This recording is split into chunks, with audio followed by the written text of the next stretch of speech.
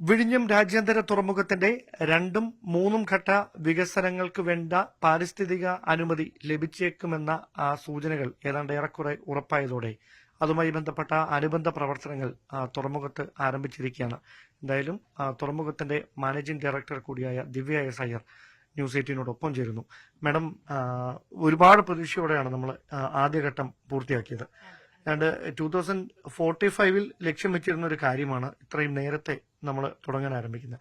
അപ്പൊ അതുമായി ബന്ധപ്പെട്ട പാരിസ്ഥിതിക അനുമതി ലഭിക്കുന്നതുമായി ബന്ധപ്പെട്ട ഏറ്റവും ഒടുവിൽ ലഭിച്ചിരിക്കുന്ന ഉറപ്പ് എന്താണ്?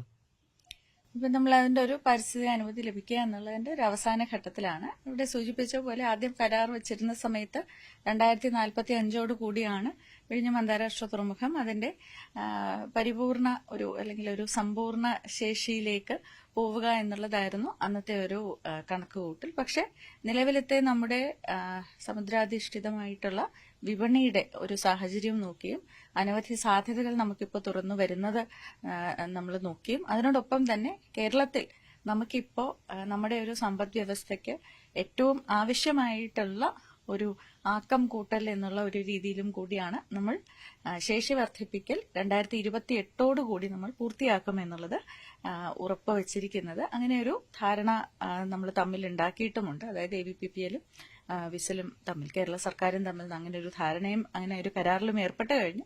അപ്പൊ അതിന്റെ അടുത്ത പടി എന്നുള്ളത് ഈ പറയുന്ന ശേഷി വർദ്ധിപ്പിക്കലിന് വേണ്ടുന്ന നിർമ്മാണ പ്രവർത്തികൾക്കായിട്ടുള്ള പാരിസ്ഥിതിക അനുമതി ആദ്യം നമ്മുടെ സംസ്ഥാന തലത്തിലും അത് പബ്ലിക് ഹിയറിംഗ് ഉൾപ്പെടെയുള്ള കാര്യങ്ങൾ, അതായത് പൊതുജനങ്ങളെ എല്ലാവരെയും ബോധ്യപ്പെടുത്തിക്കൊണ്ട് തന്നെ നമ്മുടെ സംസ്ഥാനത്തിലെ നമ്മുടെ പരിസ്ഥിതി വകുപ്പും അതുപോലെ തന്നെ കോസ്റ്റൽ സോൺ റെഗുലേറ്ററി അതോറിറ്റിയും എല്ലാവരും കൂടി ചേർന്ന് ഇവിടെ ആദ്യം ഒരു അപഗ്രഥനം നടത്തി അതിന്റെ സവിശേഷതകൾ എന്തൊക്കെയാണ്, അതിന് നമ്മൾ ചെയ്യേണ്ടുന്ന മുൻകൂറായി ചെയ്യേണ്ടുന്ന കാര്യങ്ങൾ എന്തൊക്കെയാണ്, സുരക്ഷാ ക്രമീകരണങ്ങൾ എന്തൊക്കെയാണ് എന്നൊക്കെയുള്ളതെല്ലാം നടത്തിക്കൊണ്ട് ഇവിടെ നിന്നും റിപ്പോർട്ട് കേന്ദ്രത്തിലേക്ക് പോവുകയും കേന്ദ്രത്തിൽ ഇപ്പോൾ പാരിസ്ഥിതിക വകുപ്പിന്റെ ഈ ഒരു കമ്മിറ്റി എല്ലാ മാസവും കൂടുന്ന ഒരു കമ്മിറ്റിയാണ്. അപ്പോൾ ഈ മാസം ജനുവരിയിൽ ആ ഒരു സമിതിയിൽ നമ്മുടെ വിഴിഞ്ഞം തുറമുഖത്തിന്റെ എൻവയൺമെന്റൽ ക്ലിയറൻസുമായി ബന്ധപ്പെട്ടിട്ടുള്ള എല്ലാ വിശദീകരണങ്ങളും ആവശ്യപ്പെട്ട് അതെല്ലാം അവതരിപ്പിച്ചു കഴിഞ്ഞ്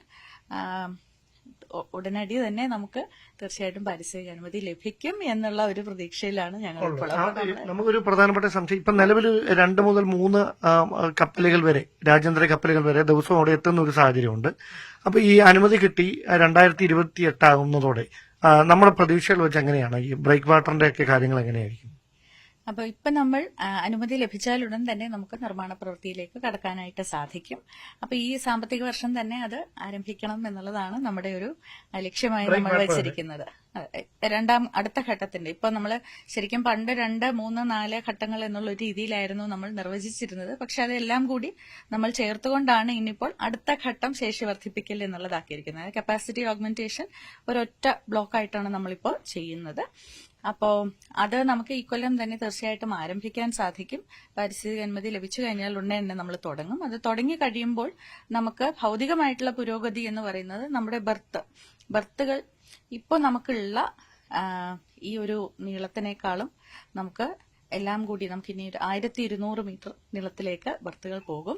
അപ്പോൾ അതുകൊണ്ട് തന്നെ നിലവിൽ നമുക്ക് ഈ പറഞ്ഞതുപോലെ 2ഉം 3ഉം കപ്പലുകൾ വരാൻ സാധിക്കുന്നുണ്ട് എന്നുള്ളതിൽ നിന്നും 4ഉം 5ഉം മദർ വെസലുകൾക്ക് വരാനുള്ള ഒരു ശേഷിയിലേക്ക് ഒരേ സമയത്ത് നമുക്ക് 4ഓ 5ഓ മദർഷിപ്സിന് വരാൻ സാധ്യതയുള്ള ഒരു തരത്തിലേക്ക് അത് പോകുമെന്നുള്ളതാണ് ബർത്തിന്റെ കാര്യത്തിൽ, അതായത് നിലവിലുള്ള നമ്മുടെ പോർട്ട് ടെർമിനലിന്റെ കാര്യത്തിൽ. അതുപോലെ തന്നെ നമ്മുടെ പുലിമുട്ടിന്റെ നിർമ്മാണം ഇനിയും ഏകദേശം 1 കിലോമീറ്റർ കൂടി നമുക്ക് മുന്നോട്ട് പോകും. അതായത് ഈ 2900 മീറ്ററിൽ നിന്ന് അതെ. അപ്പോ ഇനി 1 കിലോമീറ്റർ കൂടിയത് അതിനായിരിക്കും ഫസ്റ്റ് പ്രയോറിറ്റി അല്ലേ? ഈ ബർത്തിനാണോ? രണ്ടും നമ്മൾ ചെയ്യും. ബർത്തിന്റെയും തീർച്ചയായിട്ടും പുലിമുട്ടിന്റെ നിർമ്മാണവും രണ്ടും സമാസമത്തിൽ തന്നെ അത് മുന്നോട്ട് പോകുന്നുണ്ടായിരിക്കും. ഒപ്പം പുലിമുട്ടിലും നമുക്ക് മറ്റ് ബർത്തുകൾ കൊണ്ടുവരാനായിട്ട്, അപ്പൊ നിലവിലുള്ള ബർത്തുകൾ നമ്മുടെ കാർഗോ ഹാൻഡ്ലിങ്ങിനായിട്ടുള്ള ബർത്തുകളാണ്.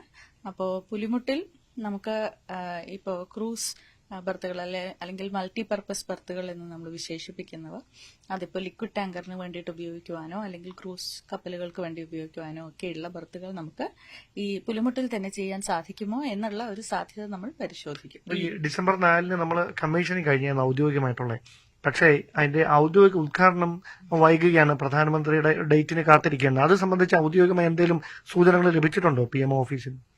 നിരന്തരം നമ്മൾ പറയുന്ന ഒരു സമ്പർക്കം പുലർത്തുന്നുണ്ട് തീർച്ചയായിട്ടും. അപ്പോൾ ഉടനടി തന്നെ ഒരു തീയതി ലഭിക്കുമെന്ന് തന്നെയാണ് നമ്മുടെ പ്രതീക്ഷ. അപ്പോൾ നമ്മുടെ മുഖ്യമന്ത്രിയുടെ ഓഫീസിൽ നിന്നുമാണ് അവിടെ സമ്പർക്കം പുലർത്തുന്നത്.